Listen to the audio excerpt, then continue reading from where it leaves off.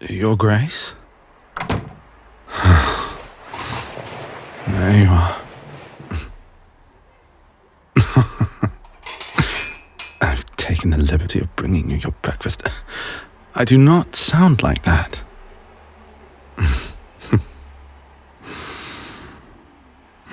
Come here.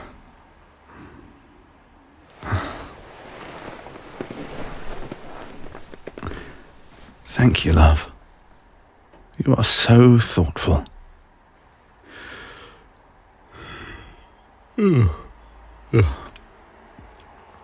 What time is it? 8:30? Good Lord, I should have been up hours ago. I suppose I did need the rest. We spent a rather vigorous evening together, didn't we? I am a bit embarrassed. I don't believe I've slept past 5:30 in years. But poor Riley, she's not been out yet. You took her out, Your Grace? Well done. Oh, don't discredit yourself, even if it was only to the backyard. That was quite a step in conquering your phobia. Yes, it does help that you've been diligent in practicing your commands with her. I imagine she would obey you as readily as she would me at this point. Thank you for looking after her for me.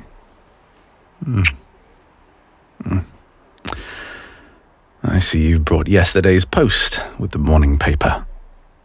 Allow me to peruse it for you, Your Grace. Bill. Oh, a new Uclear Financial Premium Plus card. Delightful. Bill. And a correspondence from your father.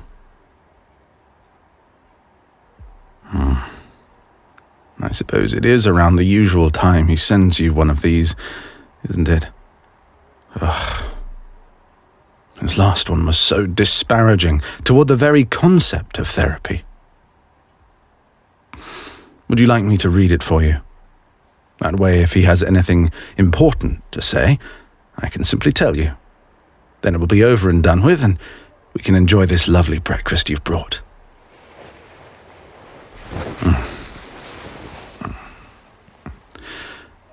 Very good, Your Grace. I'm sure everything will be all right.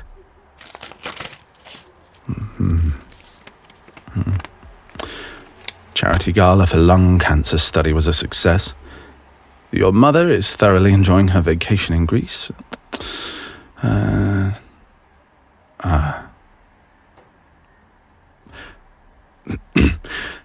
Your father has sent you tickets to visit home for the weekend.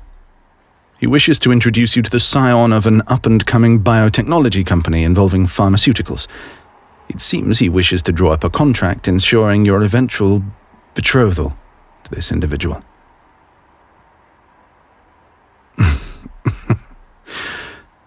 He has rather poor timing, doesn't he? I will go with you on this visit, of course. One should never embark on a trying journey without one's valet, after all. Besides, he and I are well overdue for an in-person chat.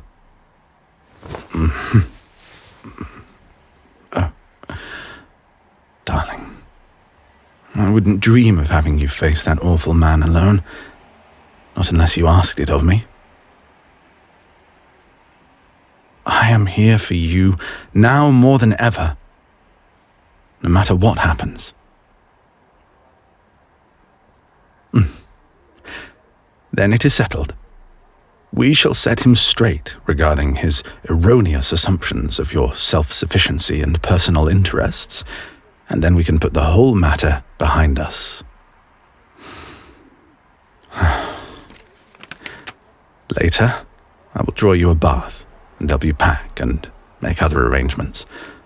But for now, would you care to return to breakfast? I would not blame you if such news has irretrievably soured the mood and your appetite, of course, but pleases me to hear you say that, Your Grace. I would truly hate it if that man ruined what promises to be a beautiful morning.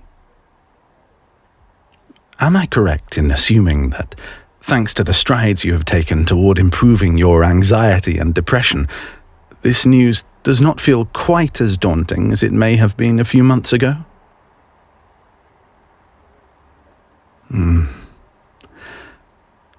Oh, I'm so proud of you.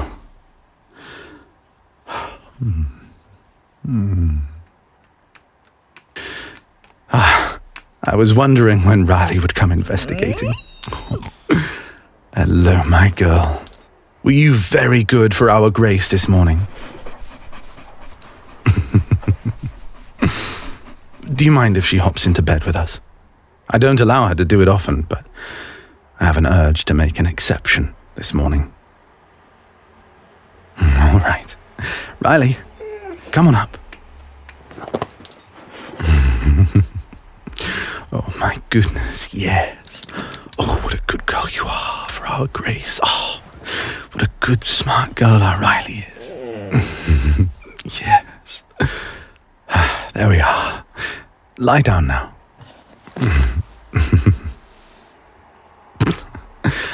You know, even after all this time, I still couldn't tell you why she's so fond of curling up on my feet.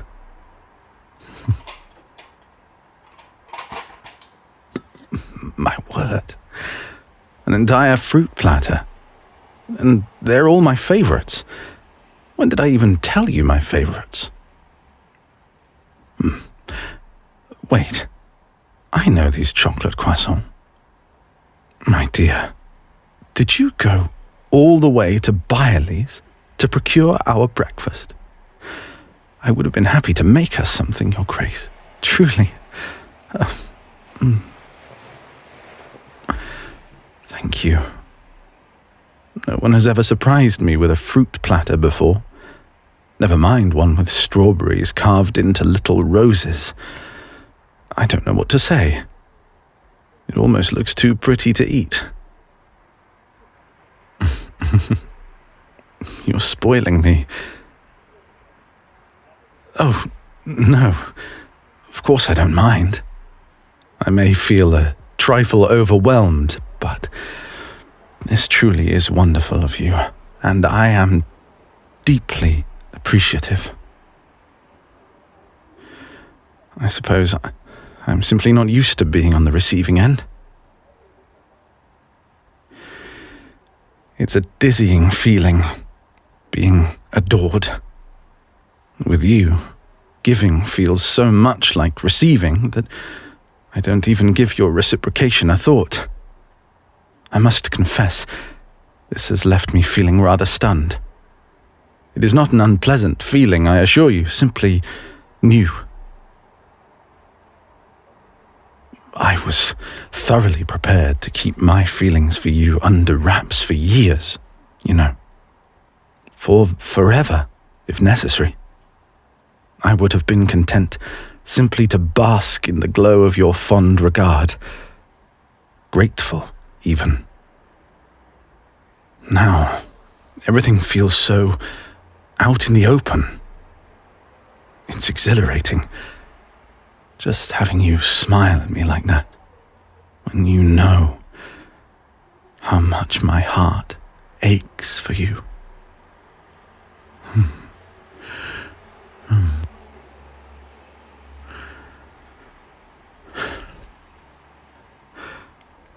So you must forgive me if I'm easily flustered when you pamper me.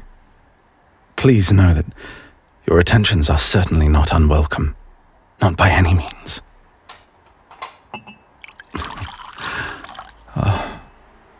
Thank you, my dear.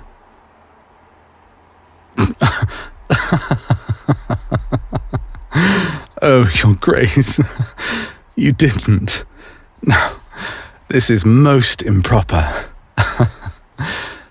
chocolate chip orange puer with double cream is not a breakfast tea, even if it is my guilty pleasure.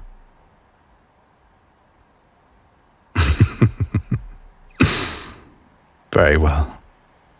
For you, I will endeavor to live a little.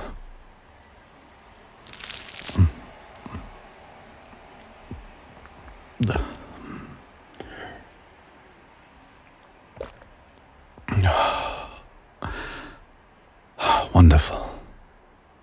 I must say, it does pair well with fruit and pastries. Oh, that was quite a large stretch, my girl. Oh, yes, she may have a strawberry.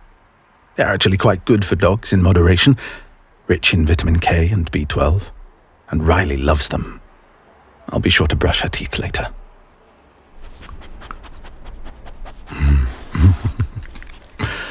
Oh, good girl. Was that yummy?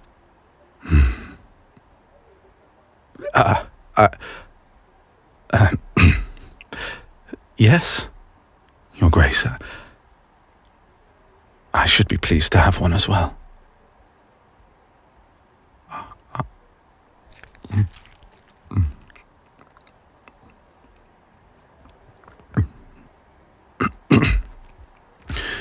I think, before this goes any further, I really should set out Riley's breakfast. Please excuse me. I'll only be a moment. Come along, girl.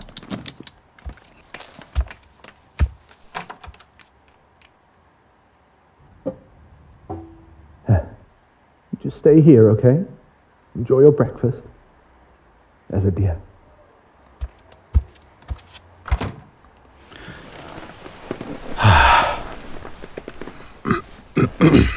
Yes. You caught me. I did also wish for a little more privacy. Absurd of me, I know, when I'm wandering about the flat wearing nothing but my boxer shorts. But this way, I have you all to myself. Here we have baked salmon with lemon and dill, new potatoes, and sautéed broccoli. Absolutely abysmal. This new diet the bloody doctor has me on. No red meat until my cholesterol goes down. Atrocious. Shall I pour the red or the white? The red. Very good, sir. The white for me, please. I said we'll have the red, Jones. The white, please, Mr. Jones. As you request, Mr. Hartley. Thank you. I must say, it is exceedingly pleasant to run into you again after so long, Mr. Jones. Likewise, sir. Of course they bloody know each other. Please give the cook my fond regards. The salmon is superb. Yes, sir.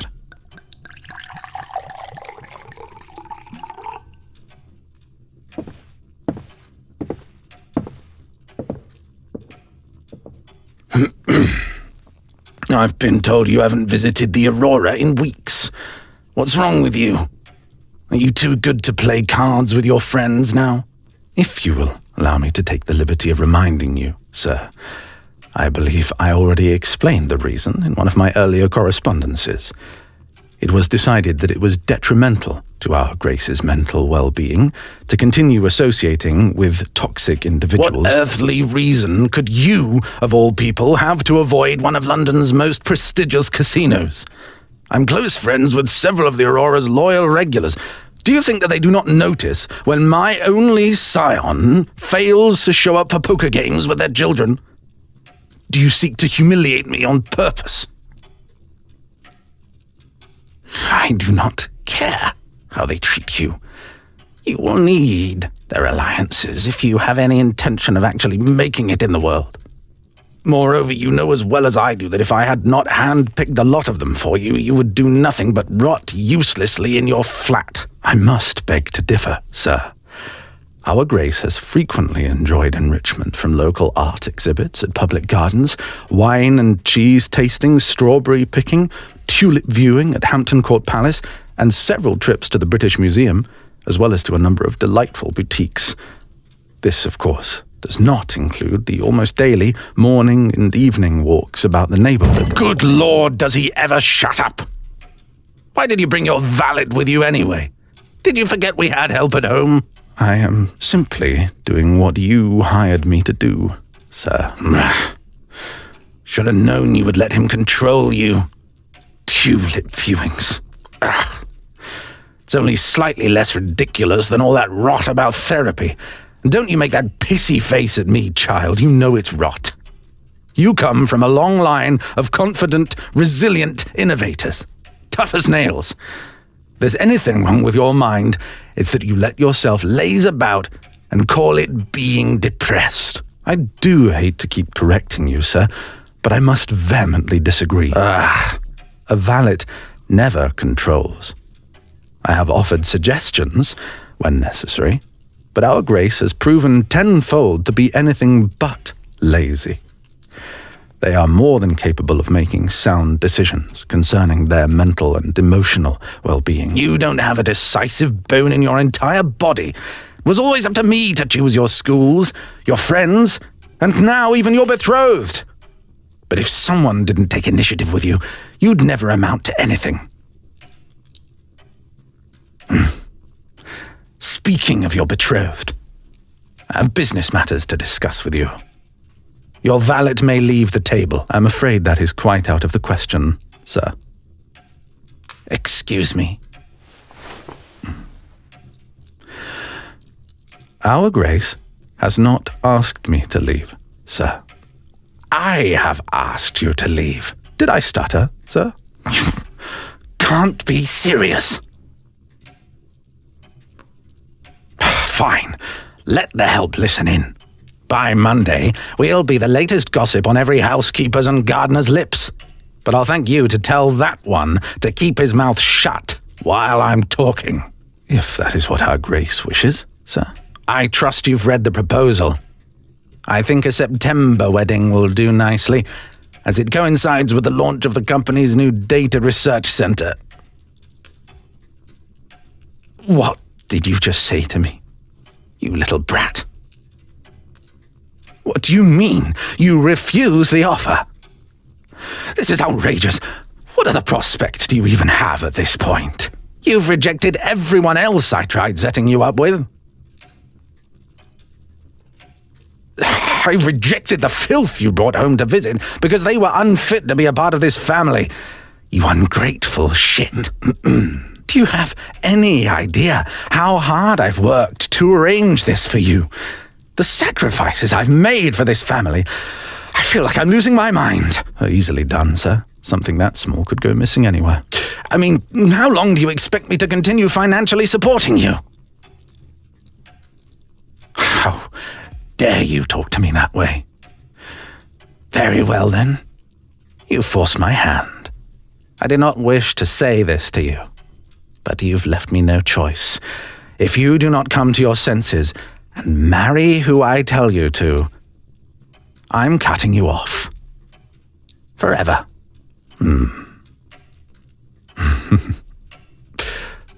I'm beginning to regret turning down that wager you made with me while we were on the train, Your Grace. Excuse me? We wondered if the subject of disinheritance would come up. I was adamant that he wouldn't be so unfathomably stupid. But then again, our Grace knows you much better than I.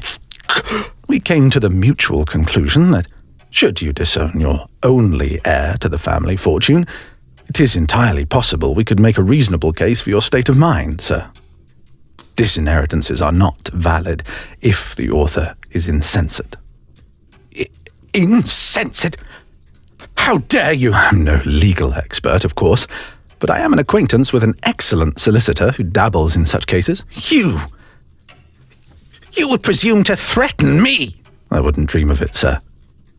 I'm simply stating the painfully obvious. I can see the outline quite clearly. The master of the house was a controlling narcissist who micromanaged his family's lives down to the smallest detail. He showed remarkable callousness regarding his family's well-being and was not averse to pulling sadistic pranks or using corporal punishments to get his way. As he aged, his health worsened, his heart and mind becoming increasingly unsound. Soon, his demands grew deranged, as well after he made several attempts to force his progeny into multiple unwanted marriages, finally resorting to threats of disinheritance if my client did not acquiesce to his wishes. It was only after my client moved away that they were able to finally explore life on their own terms. And it is clear that their health and happiness has flourished, thanks to their ingenuity and fortitude. I will not tolerate this. It is indeed noble to be aware of one's shortcomings, sir. But the sentiment stands. I am sure I am not the only witness to your indefensible behavior. After all, 'tis well known by many that you hired Riley and I as a cruel jape. What other bizarre scandals of yours will come into light? Your Grace, are you well? Would you care for more wine?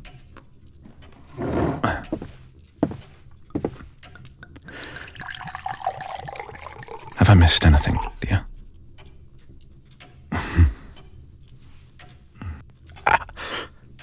Inconceivable. This is absolutely ridiculous. You can't be in a relationship with your valet. What are you thinking, you degenerate? What say you, Your Grace? Shall I write up my letter of resignation, then? Get out of my house. With pleasure, sir. From the moment you hired me, I dearly wished we would become better strangers. Good day.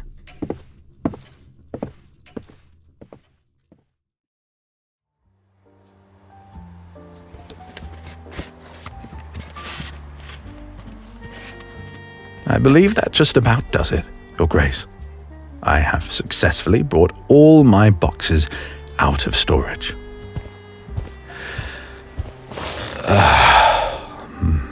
I'm afraid it might be a trifle cramped in your abode until I have the opportunity to properly unpack and sort things. Thank you, love. While you were out, I had occasion to flip through today's post. There was a note from your father. Of course, it's no trouble to read it for you again.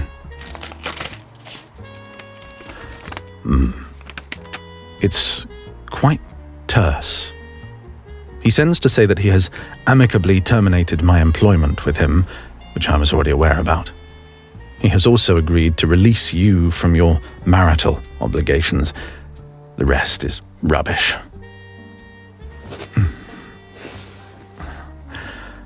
I knew you could do it.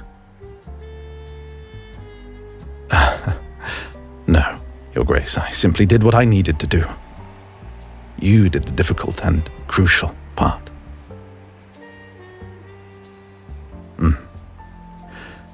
It pleases me to hear that I was able to help you feel brave.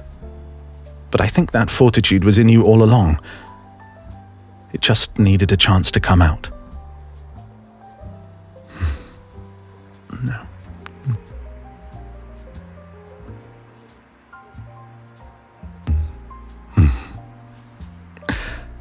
I'm glad you don't mind it being a bit snug.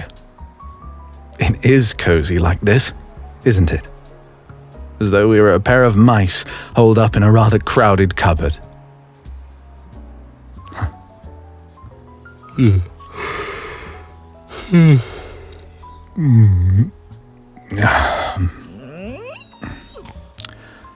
The rest of the boxes can wait until I've recovered a bit of energy. No, I'm quite all right. Just a tad worn out. Nothing a day or two of taking it easy won't fix. For right now, I'm content with setting up Riley's things and making do with a few essential items for myself. Oh, nothing grand. You've already seen my suitcase. I could not resist taking out my teapot.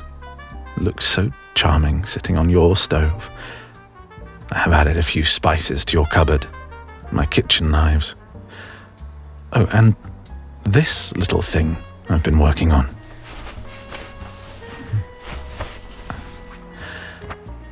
It is a book of amorous coupons, Your Grace. In it you will find several slips I designed. They redeem back massages, matching breakfasts, fancy desserts, romantic outings, and bedroom activities, among other things. There are also several blank ones, should you have additional ideas of your own. You may, of course, always ask verbally for any of these things, but I wished to differentiate these fond gestures from my everyday acts of service. And, in addition, I thought a book would be a nicely tactile reminder of my devotion to you.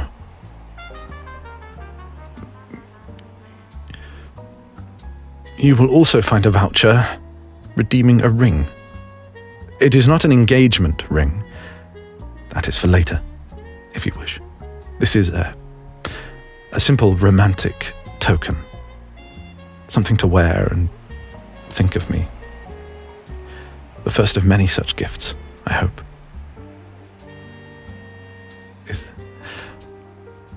Is it to your liking, Your Grace?